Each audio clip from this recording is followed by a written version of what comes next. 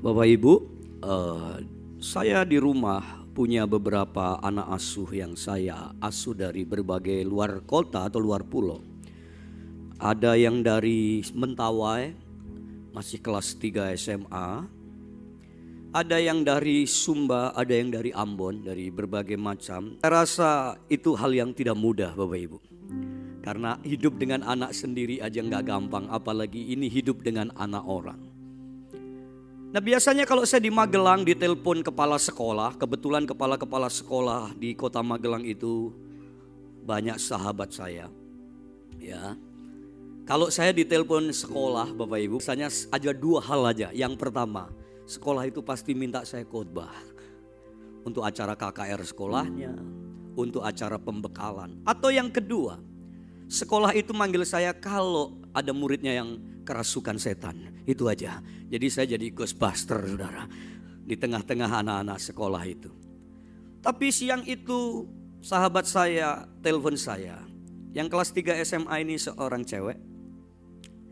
Tiba-tiba telepon saya, kepala sekolahnya bilang gini. Dia panggil saya Boksu. Siang ini di rumah enggak? Di rumah. Bisa enggak ke sekolah? Penting.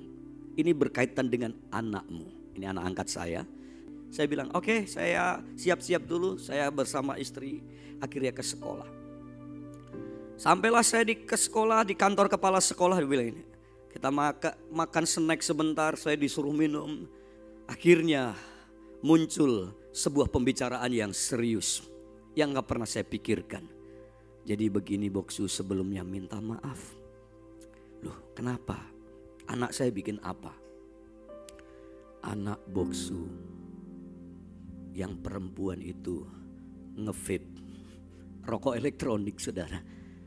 Dan tidak cukup di situ, satu kelas dipengaruhi dia.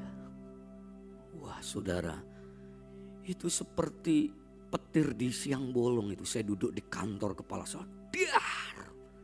Kenapa? Seumur-umur Bapak Ibu, saya diundang sekolah ketika saya diundang khotbah. Yang kedua, kalau ada masalah. Sekarang saya diundang ke sekolah itu pas anak saya bikin persoalan. Saudara, saya bilang gini sama kepala sekolah. Terserah Bapak, karena dia bikin pelanggaran di sekolah, lakukan aja. Hukuman seperti Bapak memberikan punishment kepada murid-murid yang lain kalau melakukan.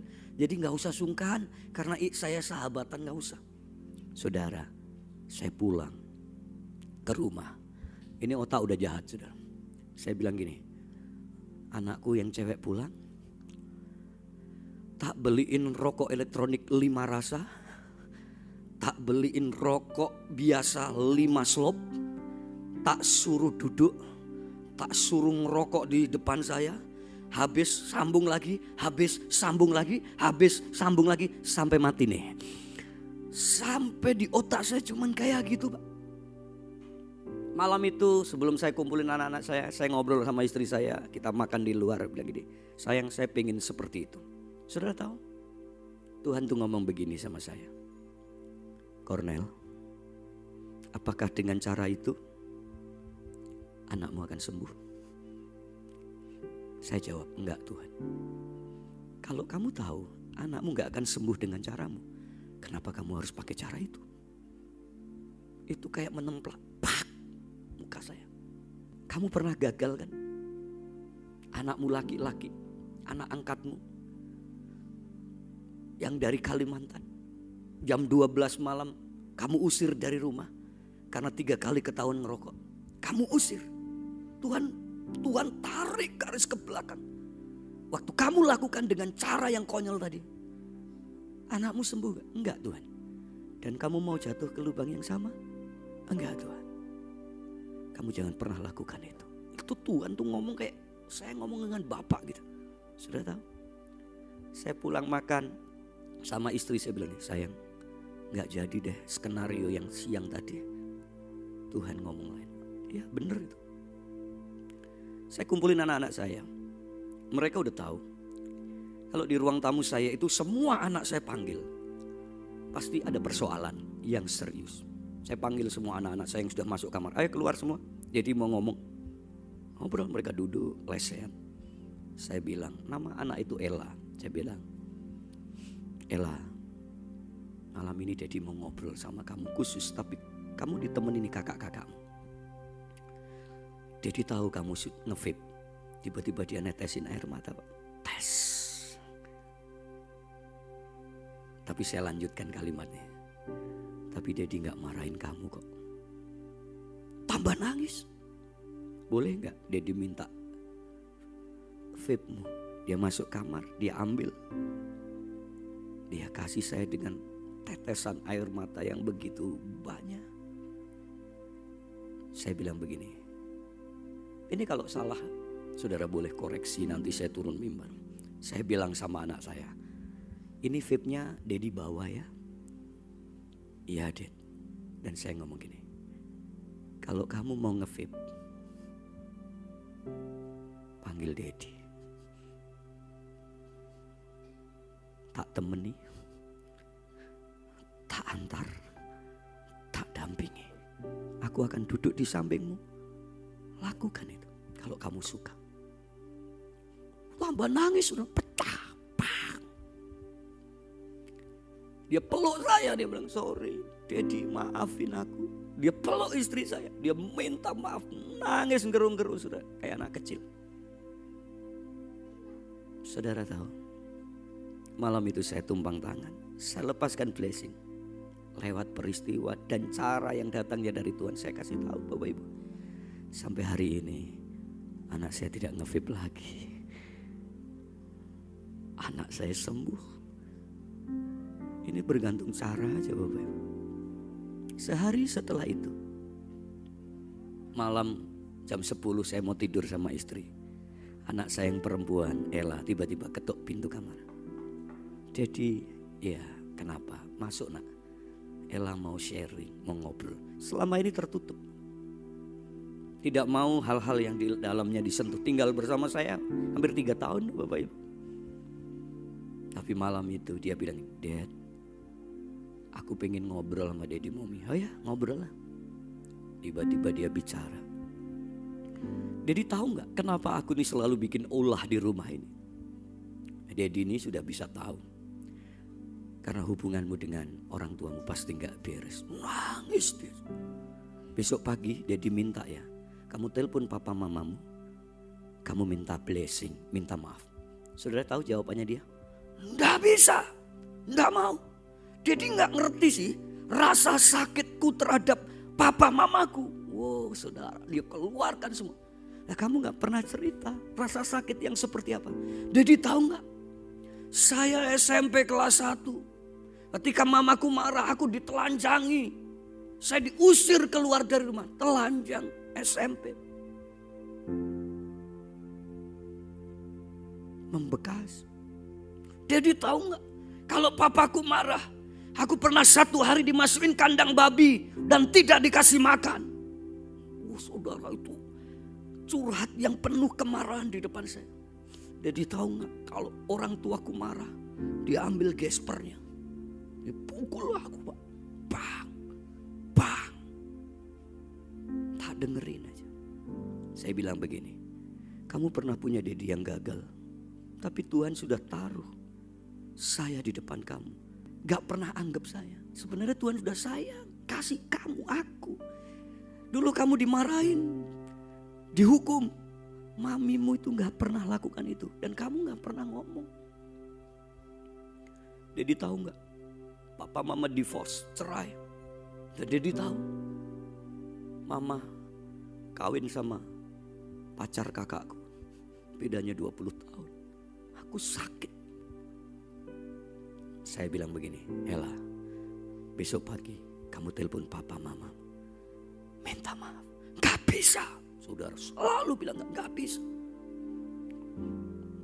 Pada akhirnya Tuhan tolonglah anak ini. Istri saya peluk dia.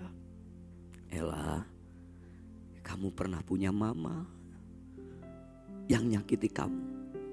Tuhan udah gantiin kan. Ini loh ada mommy yang sayang kamu.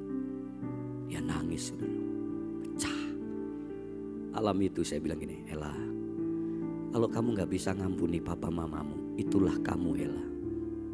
Tapi kalau kamu bisa ngampuni, itulah Kristus yang tinggal dalam kamu, bukan kamu. Saudara, paginya dia akhirnya mau. Dia telepon orang tuanya dan bilang minta maaf. Saya sorry. Hubungan mereka pulih. Luar biasa. Sampai hari ini anak ini ceria. Dulu mukanya penuh dengan dendam, kemarahan. Hari ini mukanya ceria. Dan beberapa bulan ini dia selalu bilang, Dad, aku pengen kuliah. Oke, kamu cari kampus. Nanti dia akan bantu urus kamu. Saudara, saya tahu bahwa mengampuni itu gak gampang. Betul? Satu kata yang paling mudah sering diucapkan orang itu mengampuni. Tapi kata ini sering terucap, tapi enggak terlalu mudah untuk dilakukan. Anak saya sembuh karena apa? Tuhan pakai caranya dia lewat saya dan istri. Hari ini anak saya ceria kembali dan bersuka cita. Dan kabar gembiranya lewat semua yang Tuhan pakai cara dan hikmat itu. Sekali lagi, tidak pernah ngerokok, tidak pernah nge-vape. Coba bayangkan Pak, kalau malam itu saya toting-toting dia, saya marahin dia, saya maki-maki dia, bahkan saya usir dia. Saya yakin dia tidak akan semakin baik dalam hidupnya. Amin saudara. Ya. Nah hari ini kita bicara tentang tema berjalan dalam rekonsiliasi. Saya ingin saudara membaca dalam ayat bulanan kita. 2 Korintus pasal 5 ayat 18 dan 19. Kita baca ayat ini. Dan semua ini dari Allah yang dengan perantara Kristus telah mendamaikan kita dengan dirinya. Dan yang telah mempercayakan pelayanan pendamaian itu kepada kami. Sebab Allah mendamaikan dunia dengan dirinya oleh Kristus. Dengan tidak memperhitungkan pelanggaran mereka. Ia telah mempercayakan berita pendamaian itu kepada siapa saudara? Kepada kami. Bapak Ibu kalau saudara membaca kitab 2 Timotius pasal 3 ayat 3. Salah satu ciri orang di akhir zaman adalah tidak mau berdamai. Salah satu ciri. Ada belasan ciri Bapak Ibu. Tapi salah satu ciri. Sampai kenapa Paulus harus mengirim surat ini? Karena berarti ada persoalan yang harus mereka hadapi dan diselesaikan. Bapak Ibu, persoalan itu harus dihadapi dan diselesaikan. Setuju katakan amin? Iya. Itu tandanya kita ini dewasa rohani Pak. Kenapa kita butuh rekonsiliasi? Karena rekonsiliasi itu terjadi jika ada kebesaran hati. Haleluya. Kebesaran hati seperti apa? Paulus pernah ngomong begini.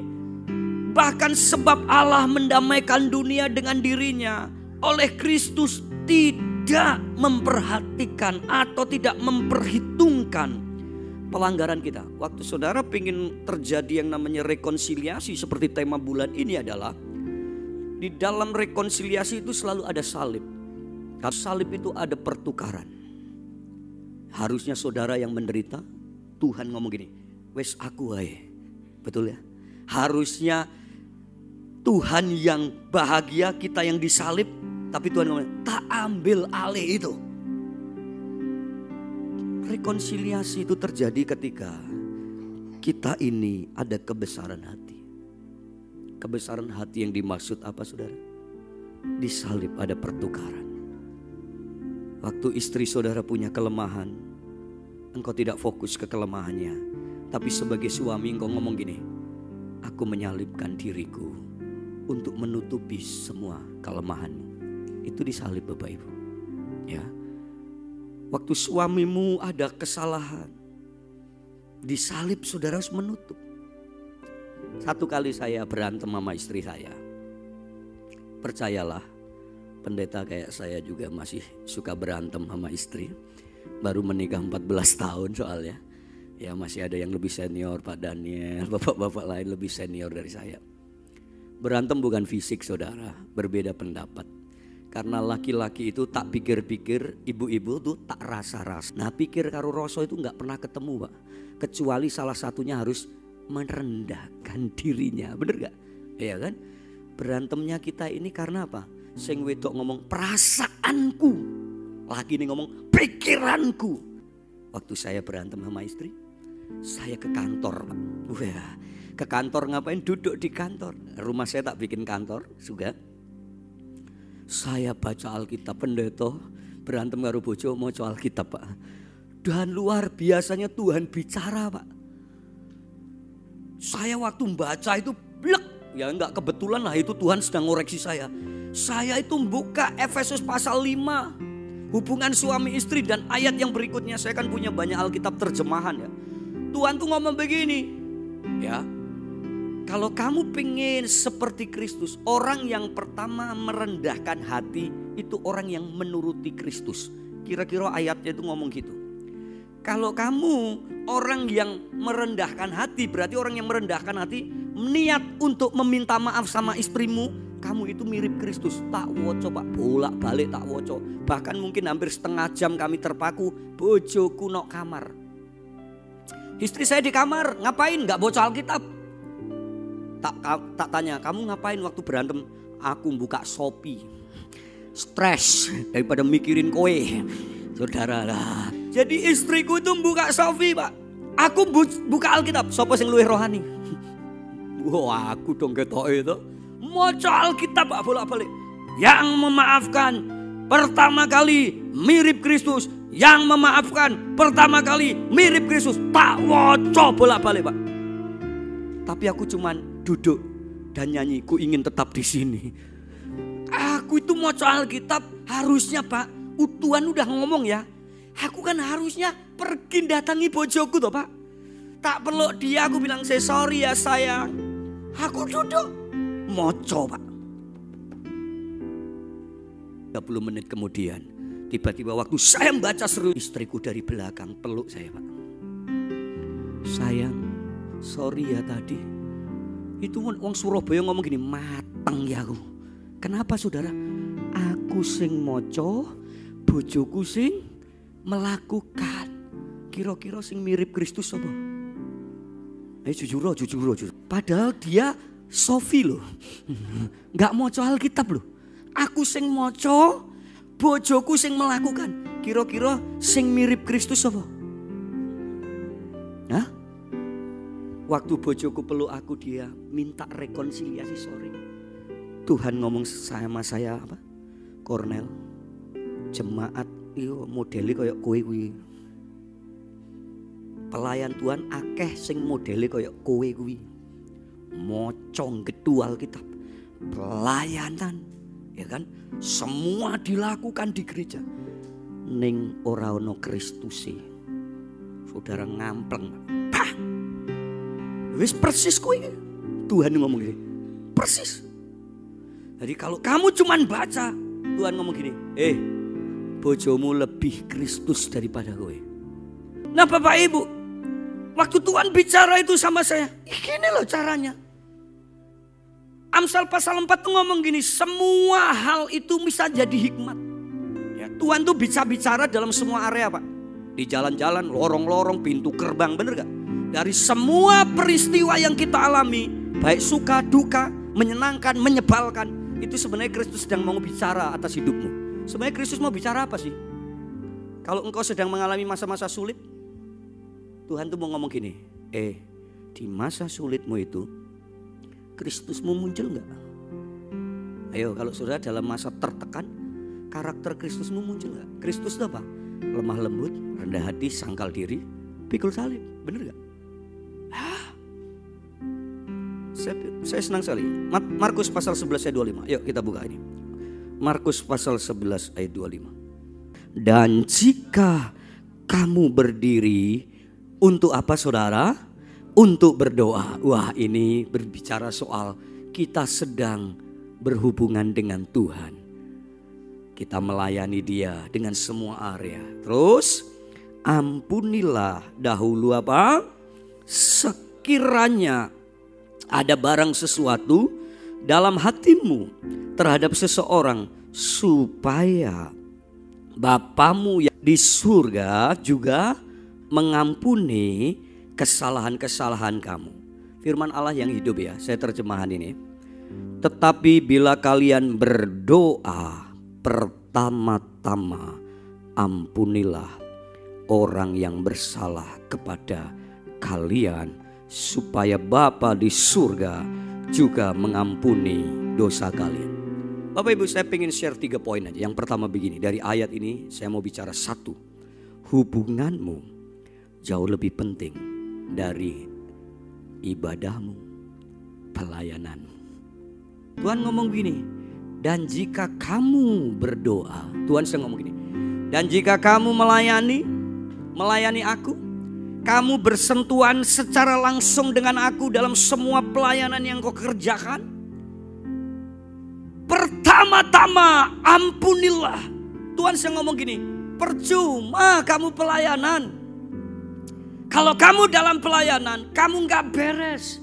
Makanya Tuhan ngomong begini, kalau kamu mempersembahkan sesuatu, kamu masih teringat akan kesalahan orang, taruh persembahan itu, taruh kolektemu, berdamai dulu.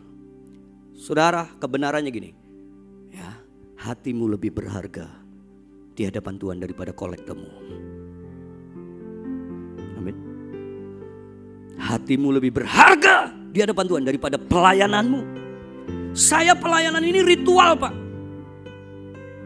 Khotbah saya ritual, Pak. Tuhan ngomong gini, hatimu lebih penting daripada semua hal yang kau lakukan.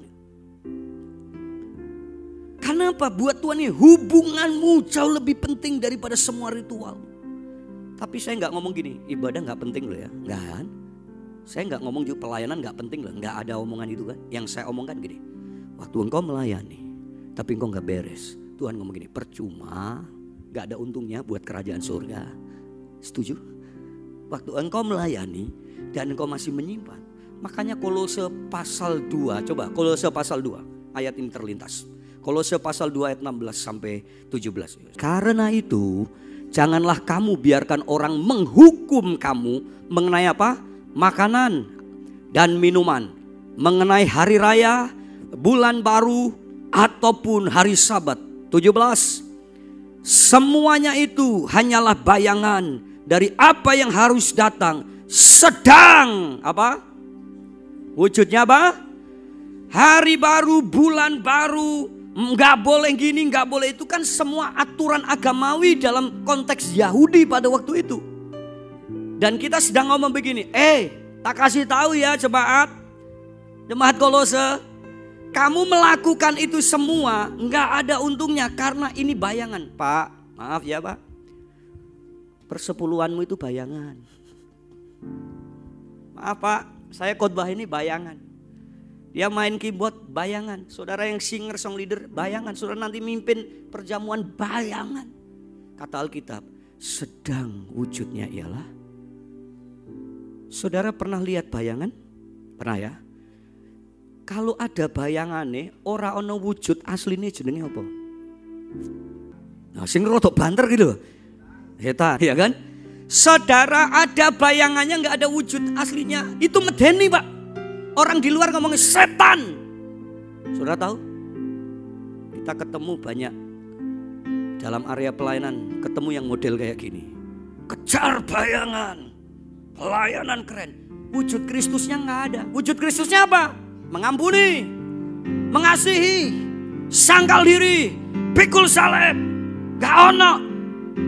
Kenapa? Sing dikejar bayangane. Weh, pelayanannya keren, khotbahnya bagus, main keyboardnya luar biasa, song leadernya suara setengah di bawah surga. Tapi karakternya ngamuan, nyebelin, ora iso berdamai sama mertua. Saudara, hubunganmu jauh lebih penting dari semua ritual agamamu. Amin. Amin. Jangan kejar pelayanan, kejar keserupaan akan Kristus. Capek saudara kalau kejar pelayanan. Saya pernah denger pelayanan. You know denger? What is the meaning of denger? Kayak pitik ameh mati gitu sudah. Tuhan, capek aku pelayanan. Tahun ini Tuhan aku 300 kali khotbah, bolak-balik naik pesawat, bolak-balik naik kereta api. Tuhan gak mau tuh. Saudara, Tuhan ngomong begini, kok kamu ngejar ritual Kornel, kamu tenger-tenger akan kuadrat. Saudara, dari peristiwa-peristiwa Tuhan ngajar gini, hubunganmu jauh lebih penting. Bagaimana pelayananmu bagus tapi hubunganmu dengan suami istri nggak bagus, buat apa? Amin, saudara. Ya, ada banyak orang itu ngejar ritual. Yang kedua ngomong gini, hubunganmu dengan sesama itu mempengaruhi hubunganmu dengan surga. Supaya Bapamu yang ada di surga mengampuni kamu. Haleluya. Saudara pengen diampuni Tuhan? Kuncinya satu Pak tadi. Mengampuni sesama. Itu cara Tuhan Pak. Dan dalam perjalanan pulang itu Tuhan ingatkan satu lagu. Gini deh. Betapa besar, apa saudara? Kasih pengampunanmu Tuhan. Katakan apa saudara? Tak kau pandang hina hati yang hancur. Ku berterima kasih. Ku berterima kasih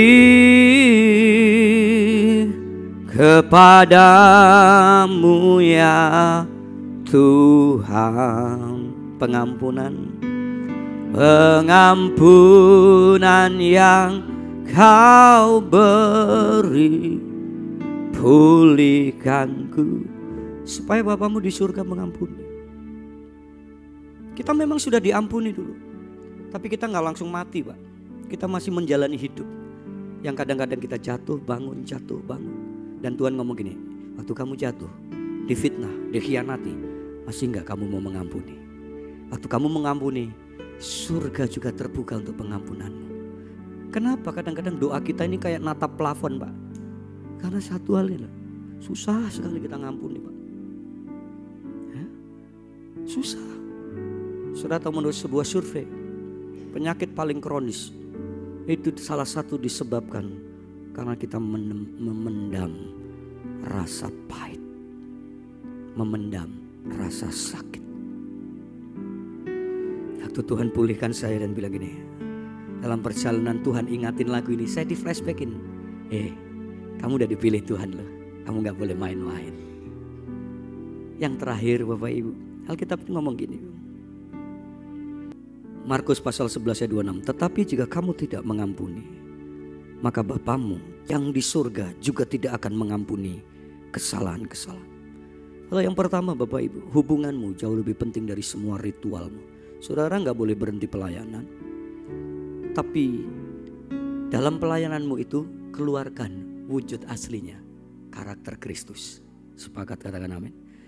Yang kedua, hubunganmu dengan sesama itu mempengaruhi hubunganmu dengan surga.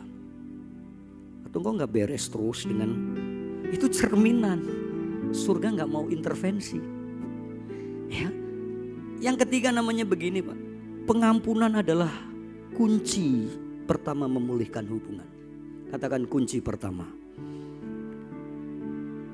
Kenapa hubungan kita gak pulih-pulih? Karena saudara gak mau mengampuni, itu aja. Betul ya? Kalau saudara mau mengampuni, itu kunci sudah kebuka Pak. Bam! Dan pulih Pak. Saya punya sahabat sejak zaman kuliah. Baik. Kami pernah ngekos bareng. Pelayanan bareng. Bapak Ibu tahu, tiba-tiba sahabat saya ini fitnah saya. Ketika mereka sudah menikah, saya juga udah nikah. Nah itu tadi. Menguji orang itu kasih dua hal. Kasih dia duit atau kasih dia kekuasaan. Mau menguji hati orang itu cuma kasih dua hal. Kayak ono duit. Waktu dia kaya berubah gak? Waktu dia berkuasa berubah gak? Sudah teman saya berubah, fitnah saya kanan kiri. Saya jengkel. Lebih baik saya gak bersahabat lagi. Tapi satu kali di sore hari saya lagi ngobrol sama istri. Tuhan itu kadang-kadang punya sense of humor ya Bapak Ibu. Tuhan tuh ngomong gini, ya nggak ngomong langsung Kornel, nggak ya. Dalam hati dia, Kornel, coba ambil dompetmu. Saya ambil Pak dompet saya. Kesalahan pertama saya adalah waktu itu saya menaruh semua uang cash di dompet. Itu aja. Dan Tuhan ngomong gini, sahabat saya ini istrinya lagi melahirkan anak ketiga Pak. Anak ketiga. Tiba-tiba Tuhan ngomong gini, coba buka dompetmu. Saya ambil Pak, saya buka. Dan itu uang terbesar yang pernah saya taruh Pak, di dompet. Nah itu tadi saya bilang kesalahan saya di situ.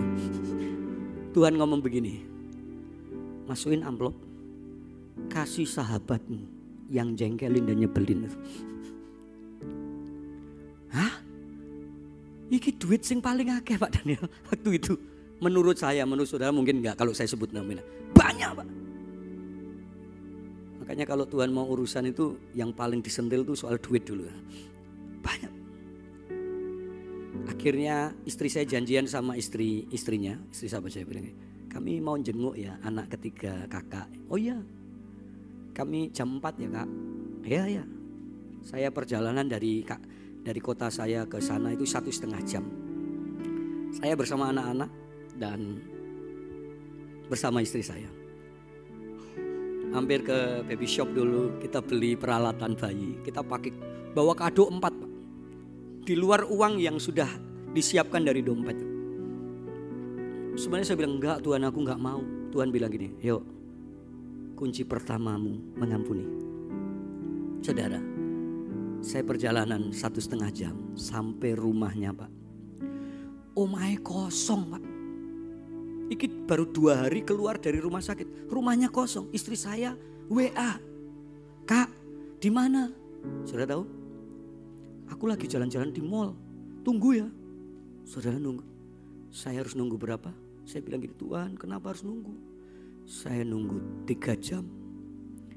Dan percayalah, menunggu itu pekerjaan paling mengasihkan. Nunggu 3 jam. A few moment later, 3 jam setelah itu baru mereka pulang. Saudara, waktu mereka pulang, saya dipersilahkan masuk.